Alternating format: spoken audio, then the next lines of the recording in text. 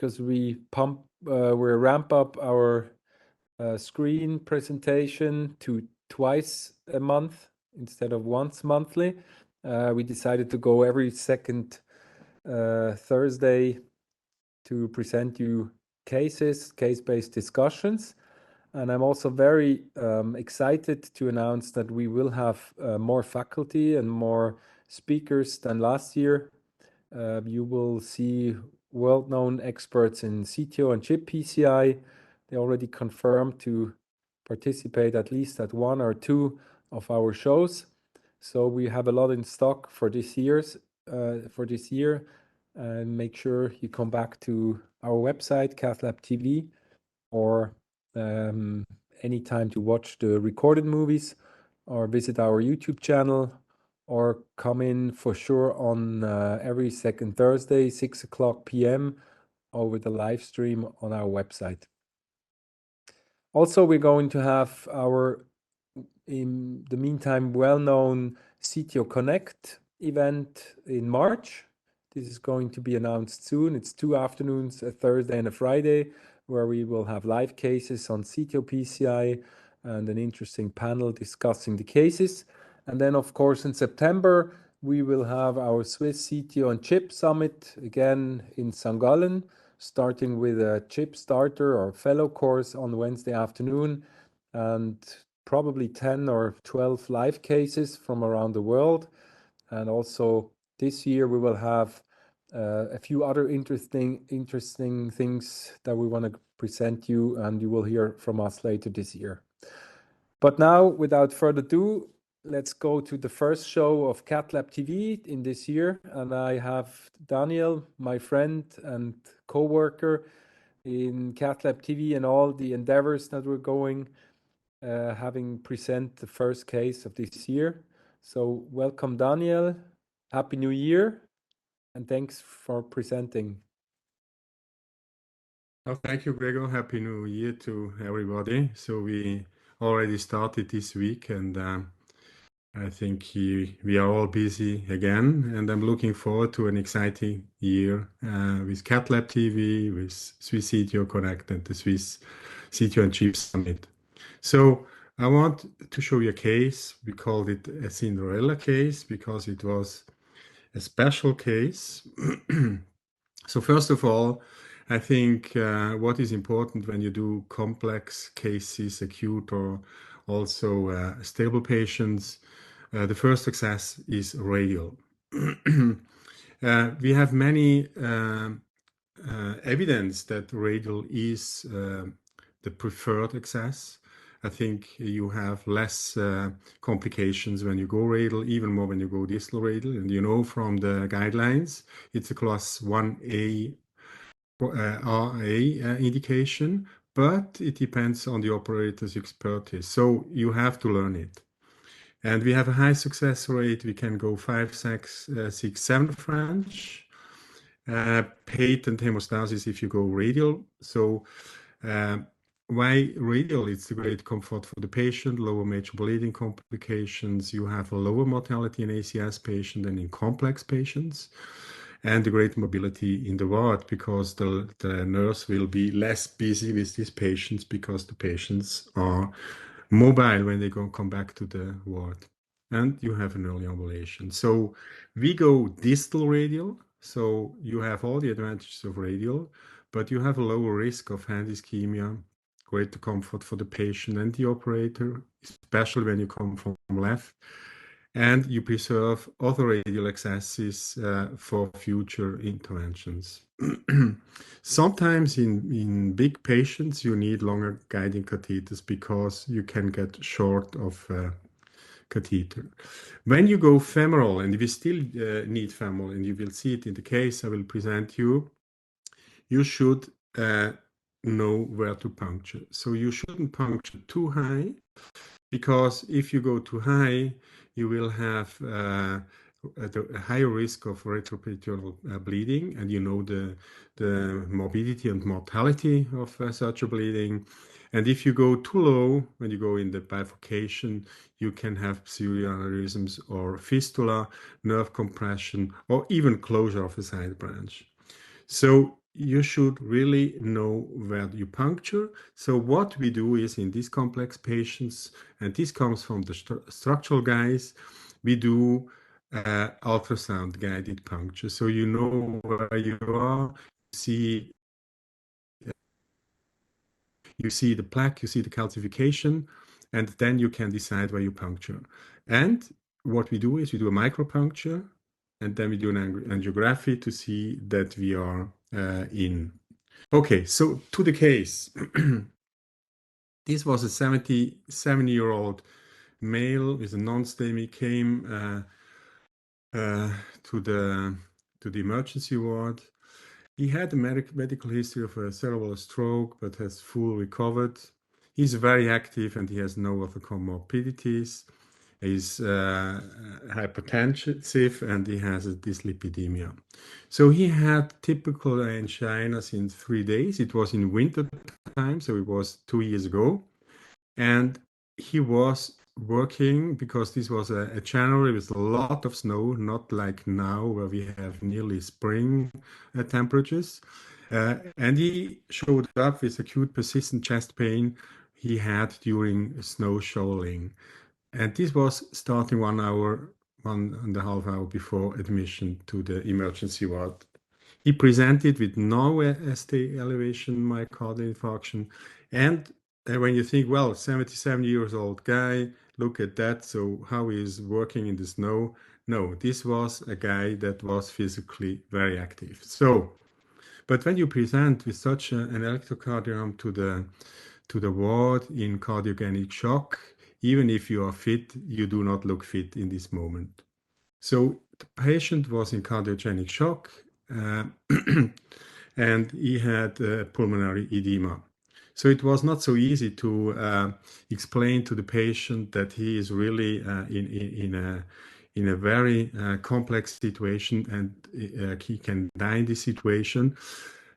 So we had to convince him that we should do an angio, and then finally he consented. And you can see it's a subacute constellation. We already have CK and we have LDH. So this was the ventricular function. You see that we have diffusely depressed LV function, but it is still a normal-sized left ventricle. So we said, okay, we have to go to the cath lab, even so that he's 77 years old, because there is no way he will not survive this situation. So that's what we found. So just make run this also. So you see calcified artery, the right artery, severely stenosed in the mid part, but also at the distal bifurcation, a severe tight stenosis, a huge right coronary artery. It's a dominant one, and what you see already here is that you have collaterals to the left system. So there is from the circumflex a branch coming and from the LAD. But in the right, you have TIMI3 flow. So this was the situation on the left system, the tight left main stenosis, the tight proximal stenosis of the circumflex, tight stenosis of the mid-LAD, so a severe diseased coronary arteries. Pre-vessel disease, very calcified, depressed LV function, cardiogenic shock. So some more pictures.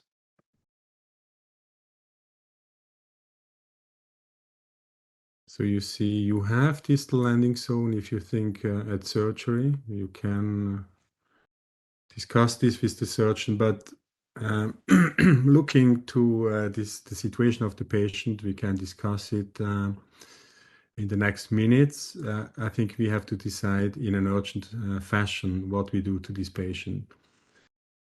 So he has subtotal left main stenosis, reduced flow, trifurcation from the left main, tight stenosis LAD, intermediate branch, and nearly a CTO of mid circumflex, and the severe stenosis of the first marginal branch, and severely calcified lesions.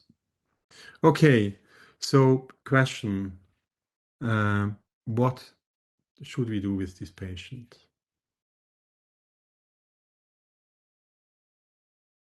Any idea? Gregor, what would you do if you find this patient? Okay, Gregor went to the Sorry. toilet. Oh no. No, Okay. no. I had muted, but also not the other. Well, it's clear from the title. Going to put an Impella. Okay.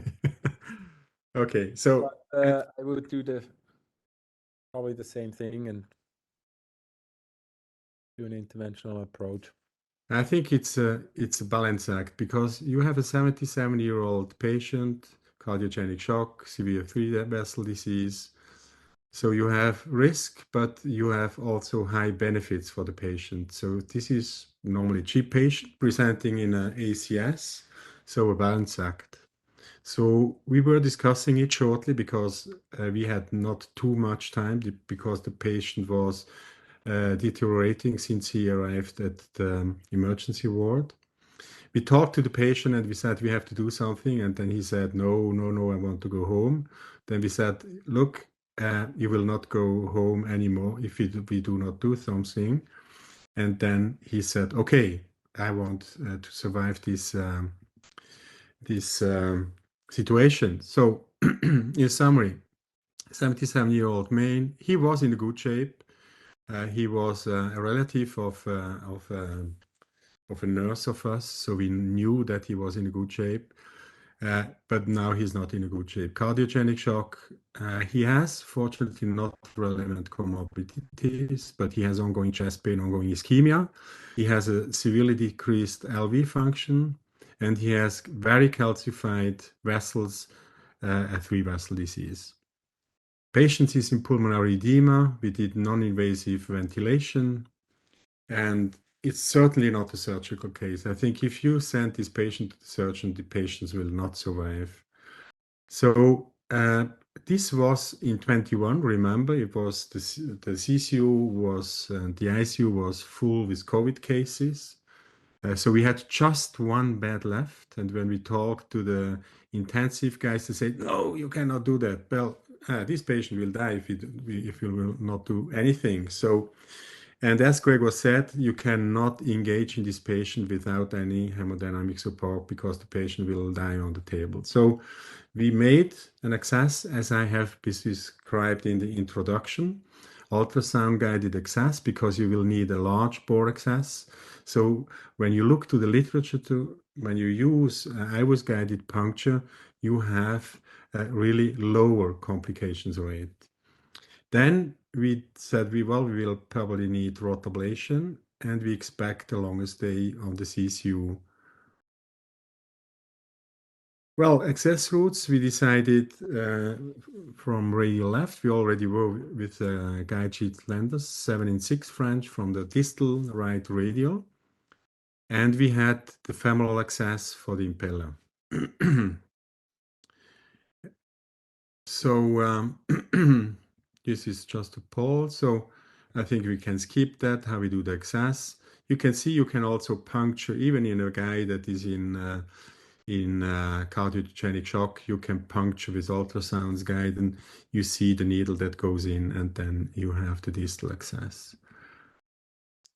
Sometimes you have, like in this patient, you have a tortuous radial artery engaging in the brachial artery, so you have to go through with a wire and then suddenly you can straighten the artery.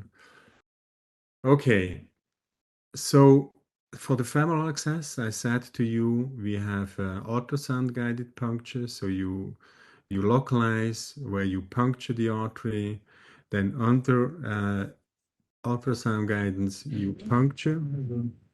Oh, sorry for that. It's in the operating room. So then you localize it. You have a look that you will not puncture into the bifurcation and not too high. And then you go and puncture with the needle, which will follow in the next. So ultrasounds guidance. And you look it in two planes, in the cross-sectional and in the longitudinal plane. And you see the needle and you hit, And what is important that you hit the top of the artery, not on the side, because this is one of the mechanism of bleeding is when you puncture the artery on the side. Okay, so this was done. Also, when you need venous access, so we go brachial. We do not go femoral normally, but you can also go femoral. When you have a cardiogenic shock, probably you can also go femoral, but it's also ultrasound guided. So this is the Mickey Mouse. When you see the Mickey Mouse, the vein is the vessel that you can easily compress, like you see here on the left. So this is the vein, and here's the artery. So here you could go a little bit up, then you puncture in the vein. Okay. Daniel, if I can have a comment. Yes. I mean, it's great you're not talking about just that particular case, but in general about getting access, which I think is great. But if I think about that patient or a patient in cardiogenic shock, cardiac arrest, low output, whatever, and you need to put in an Impella under resuscitation, usually when you puncture the groin, you will have pulsating backflow even in the vein. So that Sure. could be for an unexperienced operator, could be a little bit distracting because in stress, everybody is like doing chest press and the anesthesiologists are jumping around and you yourself in distress. Just look at and then also, of course, you cannot take just the color of the blood as indicator because your arterial blood might also be very desaturated. So Mm. you can have the same pulsating backflow, arterial or vein, and you don't know where you are. What is your recommendation? Mine would be just put a wire in and then solve it angiographically because you will see the wire going up and going into the aortic arch or in the vena cava superior, and then you can delineate what artery or vein you're actually puncturing and not just reflectory pull back the needle and repuncture because I think those are the patients that then start bleeding during intervention or at night on the ICU, and you can lose them because of a retroperitoneal hematoma or something else. Sure. But I think that's why I said when you are used to puncture ultrasound guided, even in the resuscitation situation, you can do it. You can do it and you can localize it. So, but I think the hints you said is important. Here I just showed you, perhaps you have seen the video. We go distal radial for the angio, and when we have a right heart cath, then we go brachial, and it's easily to puncture. So here you see on the left side the artery, and here you see the brachial vein, and then it's easy to get this brachial vein and not puncture. And you see the needle, you can redirect it, and you puncture in the vein. Here I'm a little bit out of the plane, but sometimes you see the compressor, you see the needle, and then you puncture, and the blood is coming back, and you're in. Okay. Uh, we also do that if you need a pacemaker. You can also do it from brachial. It's easy also if the patient goes to the ICU later on. It's better than if you were femoral. So just walk through the case. We have the accesses. So we need Impella. It's 14 French sheet. So the Impella was in place. Then we went for the right first. So the ballooning of the right was very, very difficult. The balloons did not open, so that we said, okay, we are comfortable because we have the Impella in. The patient has a sort of stability. He needed some catecholamines, but we were very confident that we have time to treat it. The danger you have in this situation is the no reflow. We didn't know which was the culprit lesion, but I think it was the left main in this patient and not the right. So we didn't expect too much thrombus in the right. So we did with two bursts, 1.25 and then 1.5. So this is the 1.5. So we did several runs. So you see a lot of calcium in here, but I think it was good to pre-treat that. Then non-compliant balloons. So this is a huge artery. You could also go for IVUS imaging to understand how big is the artery. So we did pre-dilatation. As you see, it's a huge artery. So we put in 3 stents in this artery, also up to the ostium. So this was the result of the right coronary artery. It's great. So of course you have an Impella there, but on the right, people usually put a pacemaker because of AV block. You think doesn't matter because you have the Impella, or you think the pulsatile blood flow would be also advisable? Or what was the reason you did not put a pacemaker lead in there? When you look to the consensus paper of the Euro Rota Club, then they recommend pacemakers. But when you look to the practice, the minority of people today put the pacemaker when you do a rota of the right. So we do not put it in. We put it in if the patient has an AV block in his electrocardiogram, or in older people, sometimes we put it in. But normally, when you begin to rotablate, one eye is always on the electrocardiogram. And when you see that the patient gets slower, you stop it. You can have the access. Sometimes when we think that we could need a pacemaker, and this is the minority of cases of the right coronary arteries, we just put the sheet in the right brachial artery, and then you are ready to put the pacemaker in if ever you need it. But we do not do it anymore up front. So this is our practice today. So this has nothing to do with the Impella. This is a routine for the right coronary artery rotablation. So then we tackled the left system. And what we know is from the PROTECT 2 trial that when you have the Impella in, you have more complete revasc. So what we aimed is to do the more revasc we can do on this patient to give him a chance that he comes out of this cardiogenic shock. So the same on the left, rotablation. So we already had the burn on the table. So this is not additional material. A lot of runs. And you see the calcium in here. It's really a lot of calcium. It's also deep calcium. It's not only superficial calcium. So we had no reflow. And you could say, well, this is the risk you have when you do a left main, and it was probably thrombotic. But fortunately, we had the Impella in, so the decline of the pressure at this moment was seen, and the patient ran on the Impella. He was fully supported by the Impella during this episode. So if you wouldn't have in an Impella at that moment, the patient would die on the table.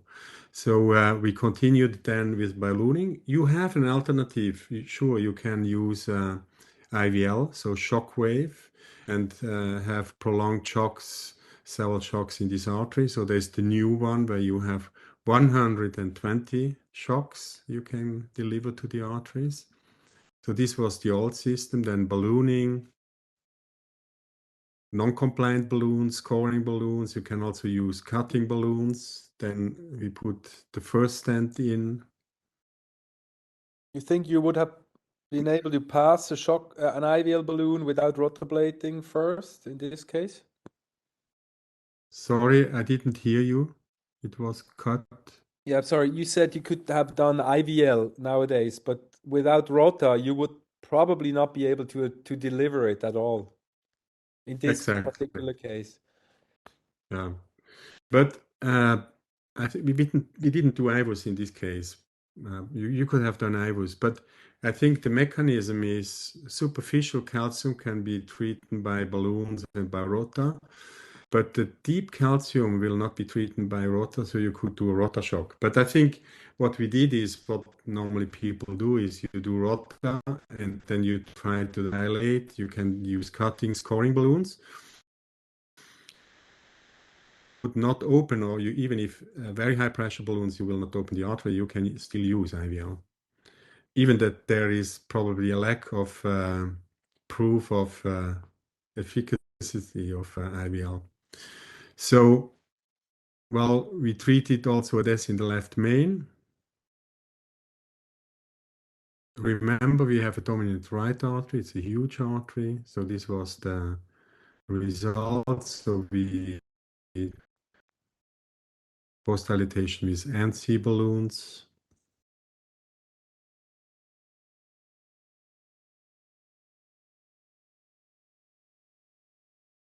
Well, we can argue, would someone have done IVUS imaging in this case, which will get a more expensive case then? So here we have the final result. What's the difference in this particular case? You had to go with rota in order to bring any gear into these arteries.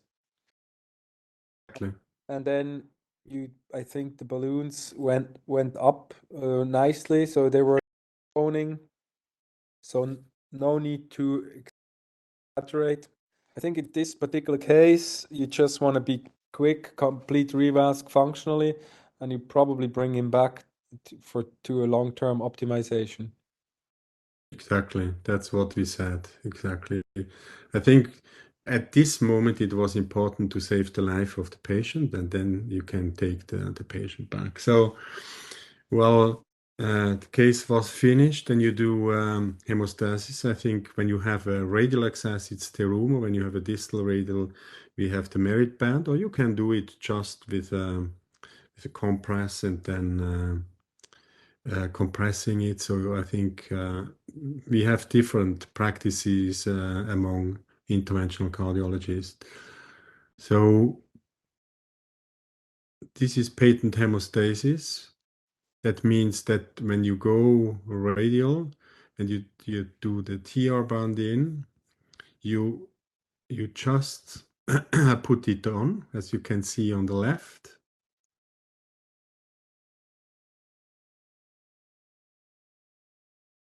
So you know how you place it exactly on the puncture side.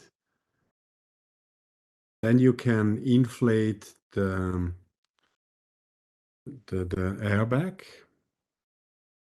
And while you inflate it, you will take back the sheet in order to have less trauma on the artery. I think this can help to avoid occlusions of the artery. So you do not put everything in. I take it back and put half of it in, and when I take the sheet out, I rapidly put the last milliliters in. And then what is important when you go radial, that you deflate a little bit and you look when it's beginning to bleed, and then you inflate a little bit just to see when it stops. That means patent hemostasis. You have no bleeding, but the radial artery is still patent, and then you have less risk of radial occlusion at long term. Maybe a comment. Okay, so this is, yeah. It's quite cumbersome, and it is important. It has been shown in studies that patency rate is higher, significantly higher if you do this. People also do it with the Barbeau or the reverse Barbeau technique. It's basically just different methods of trying to get as low compression as possible. If you are not willing to do all these things, just go distal radial, like you show here in the next slide, and you can avoid all these things. And we've shown it in the disco radial study that the patency rate is much higher. And you have seen while you retrieve the sheet, you inflate, so you have less trauma on the radio. Okay. Yeah, sorry that I did interrupt, but it's really No important. problem. You did not do the testing here. You just inflated, and it's a no-brainer. And the patency rate is exactly the same, or even numerically a little bit better than when you do the whole thing with the proximal radial. So it's really safe. And I think we both do it, I think, for 3 years now. And I think you agree, we have zero bleedings. It's really a safe access, the distal radial access. One question, why didn't you use the single access? Yes, because we did already had the radial access Okay. from the coronary angio. Yeah, well, that's a good comment. If it is the planned PCI, so you have a planned high-risk PCI you plan with Impella, then you use the single access. So you puncture in and you can go in with a 7 French guiding catheter through the Impella sheet. But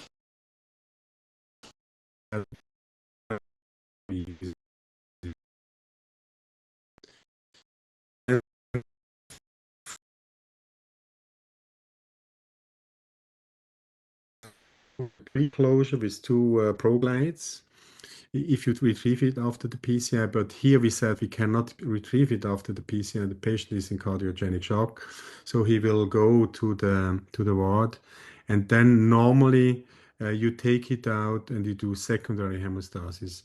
In some cases, or in bigger large bore accesses, you can also use surgical closure. So this is not important. So just as a summary, and I think that's why it's called Cinderella Case, because I said to you I expected a long stay on the ICU. So the patient came in 18 January. It's the non-STEMI. He was treated. On the 19th in the morning, the Impella was taken out. On the 21st, on the next day, the patient was on the ward. On the 21st, I found the patient for the treadmill test. And at 26, he began cardiac rehabilitation, and the left ventricular function was 50%. So that's why we called it a Cinderella case. I think this is a good example of how you make decisions in an acute setting and where you will save a patient's life. It's amazing. By that time, the surgeons probably won't even have closed the sternotomy. Sorry for the comment, but it's really amazing. And Yeah. very great decision. And I think the patient, you know him from your nurse, he's still alive and doing well. He's alive. He came back and we did imaging and we treat also the circumflex artery, and the patient is doing fine. So 2 years later, the patient is in a very good condition, and very grateful that we did it, because on the table he said, no, no, no, I want to go home. No, don't do anything with me. And then I told him, look, you cannot go home. If you do nothing, you will die. And then when he understood that, now today is very grateful that we did it. Okay. Congratulations. Unfortunately, I think because it's still January and people are skiing or whatever, and we were like on last minute. I think there's not many viewers tonight, but that doesn't matter. We do it for us. But I also found actually a high risk Impella case. So if you want, I can present you that within the next 20 minutes before we close. Voilà. So let me see if I can share it.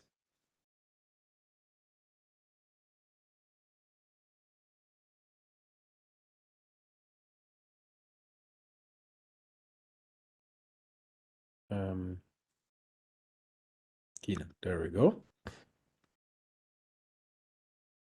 Can you see the slides? Daniel? See? Can you Yes. see this? Can you see Not it? yet. Not yet. Share you. Now. Okay, you can see it. It's snowing. Yeah. Okay. Yes, we see the snow. So it's a winter case. It was actually a few winters ago. It's a case of an 85-year-old male, active patient. He had angina CCS3, dyspnea NUHA 2, positive stress test, slightly impaired LV function with 45%, inferior posterior lateral akinesia, and he had optimal medical therapy without benefit. Remember him being in his room on the ward, having tears in his eye and telling me he doesn't want to live one day longer with these symptoms. He cannot even walk outside of the room. So it's actually almost angina CCS 4, and he either wants to die or something has to happen. So I brought him to the cath lab, and this was his right coronary artery, diffusely diseased, some subtotal occlusions, proximal media, distal, PL branch, highly stenosed. But we know from the echocardiogram that the inferior wall was pretty much infarcted and scar tissue.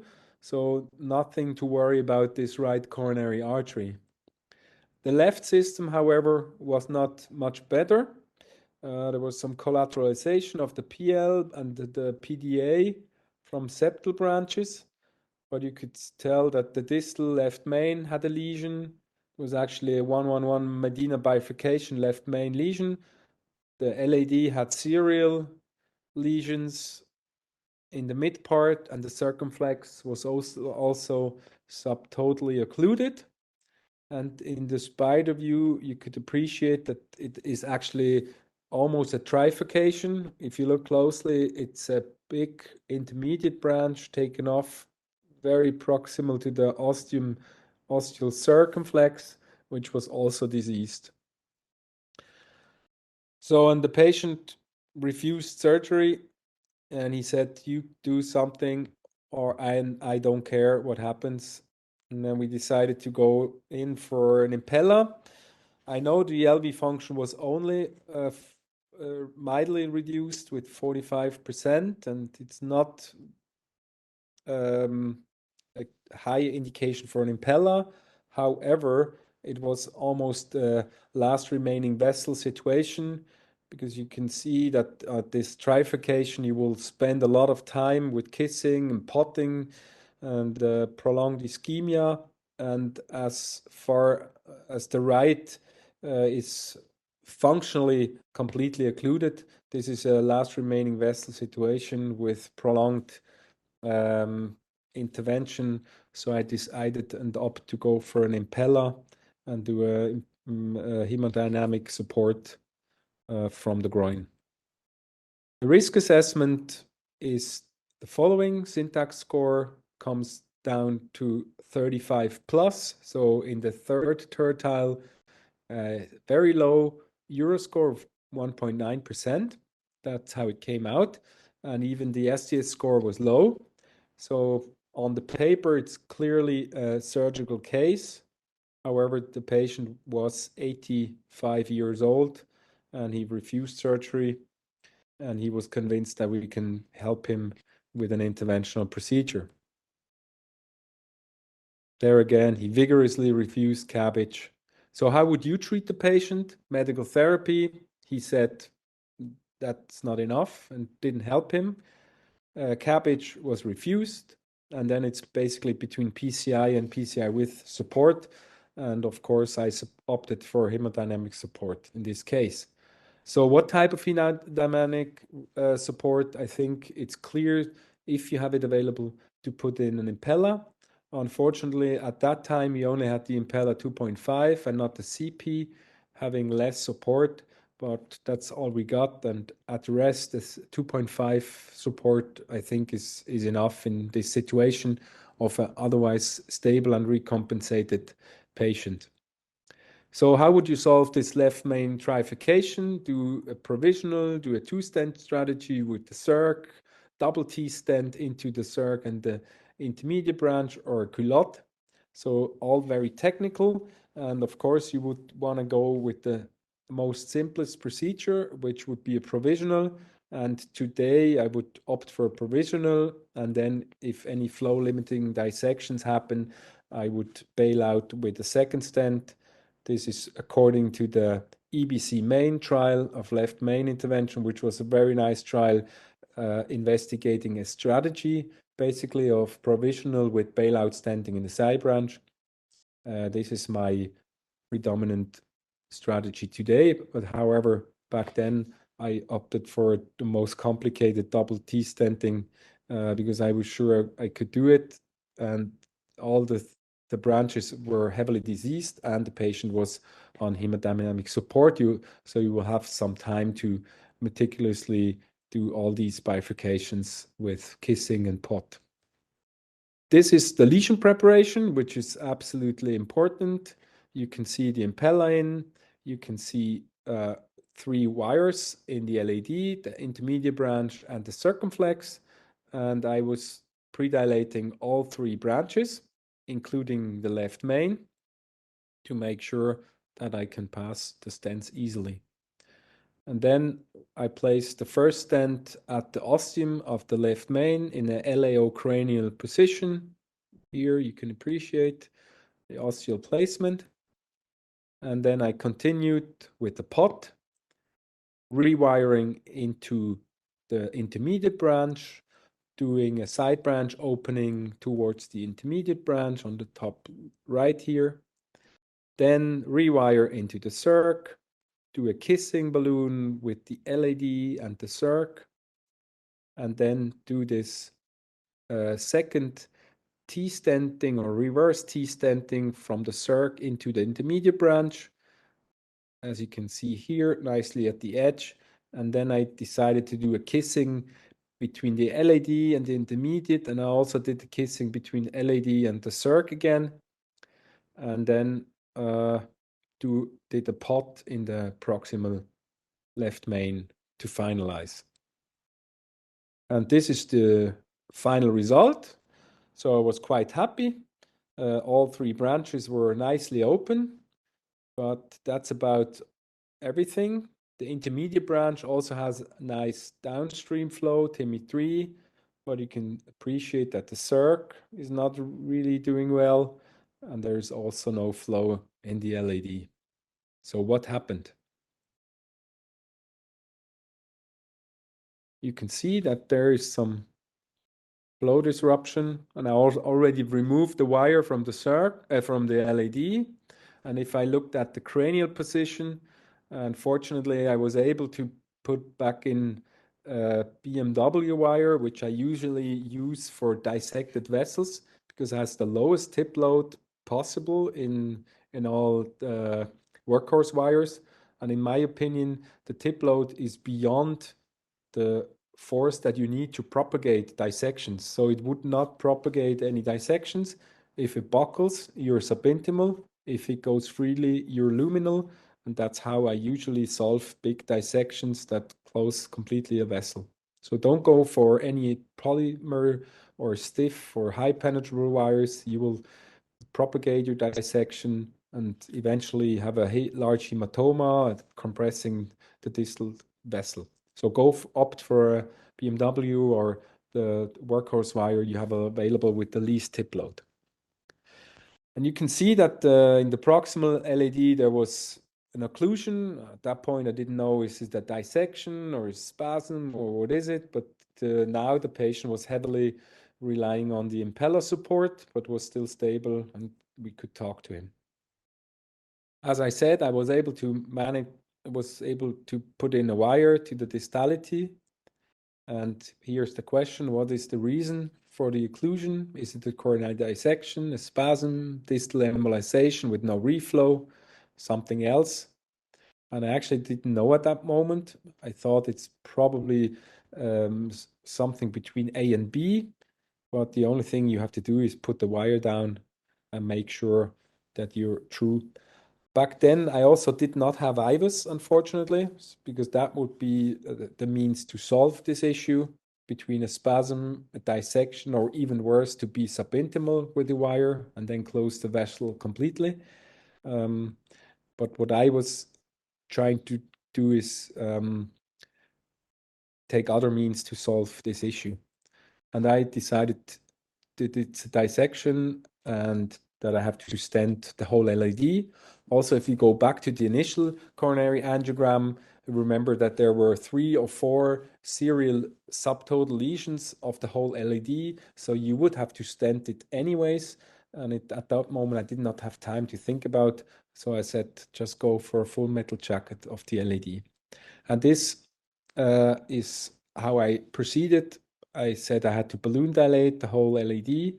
And then I started to stent somewhere in the middle of the LED to hopefully stop the dissection from going more distally and then solve the vessel. And this kind of worked. So you can appreciate the stent in the mid LED right in front of the diagonal bifurcation.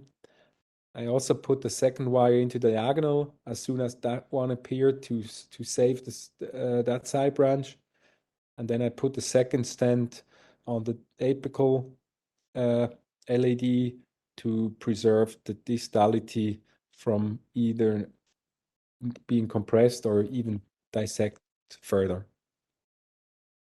Then I added another stent in between the mid and the distal stent, and because there was not a long enough stent, I had to add another 15 millimeter of stent and one 20 millimeter to end up to the left main. And by that time, the diagonal branch occluded. And of course, you can say this is overdoing the whole thing, but I thought the patient needs each and every branch that I can save. And I opted to put in another 2.5 stent into that large diagonal. Did a kissing balloon, because you also have to think about long-term outcome.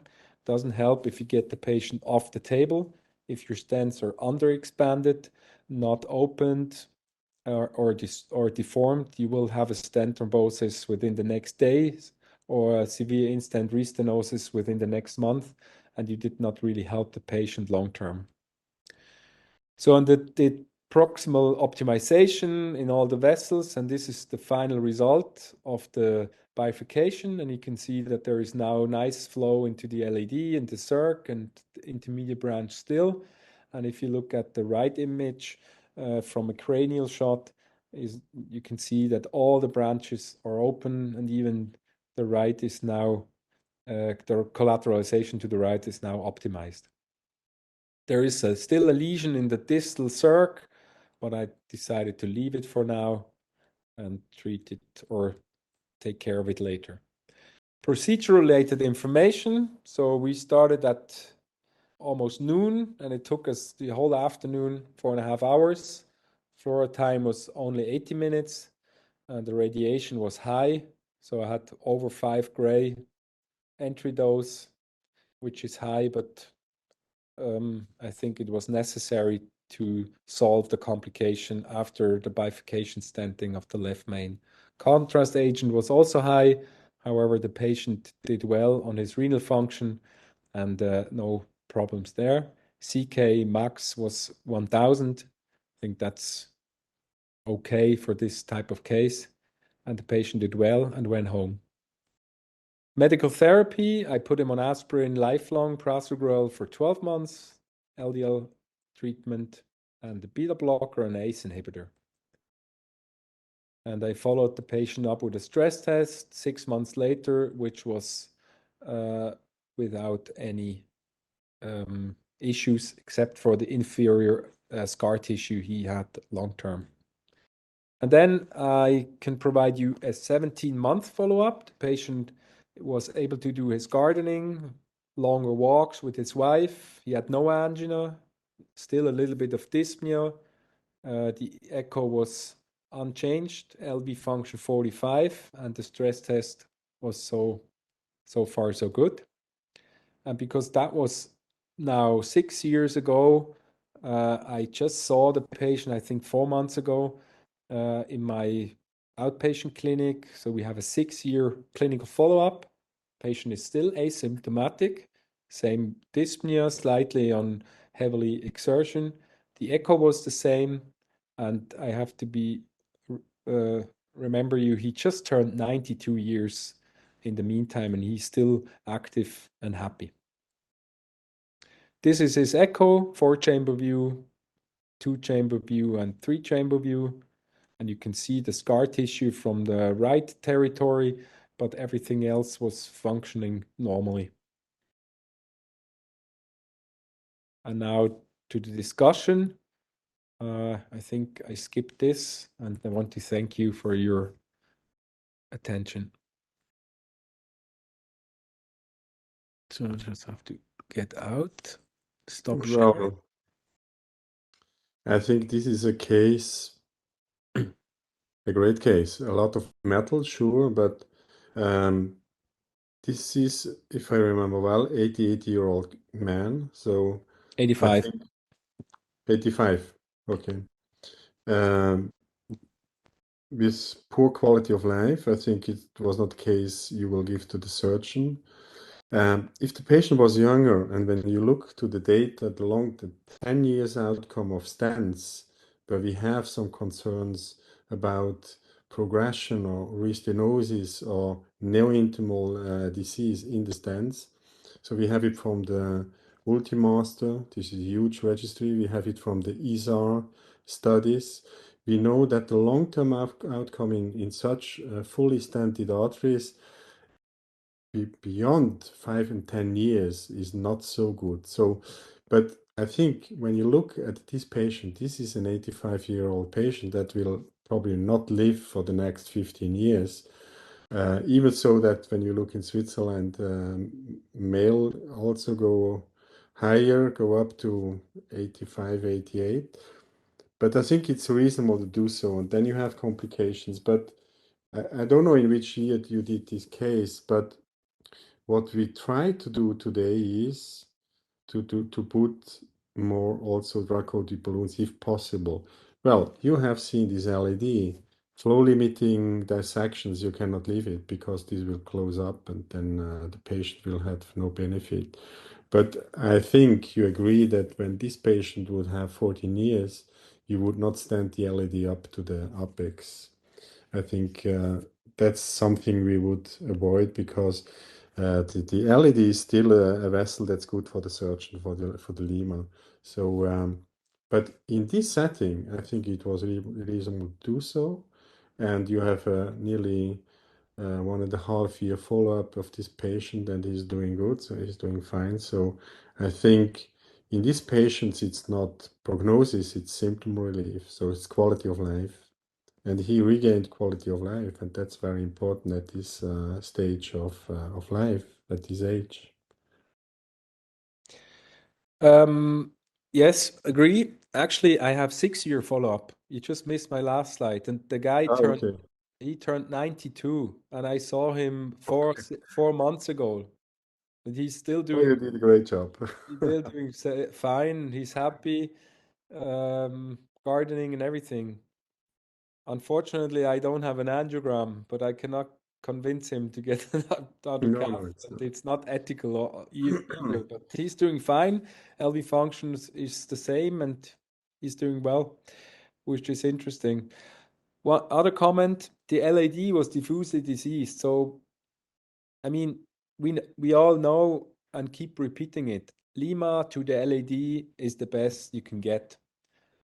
However, if your LAD is a disaster, I'm not really sure. So we should probably distinguish between a proximal lesion and a nice LAD, which is absolutely the domain of the surgeons, and the Lima, or an LAD like this patient had with serial lesions up to the apex. There, I believe that the Lima is not so good or can have other issues later on. What is your opinion? Well, I agree. What is my thinking today? I think it was different 5 or 10 years ago.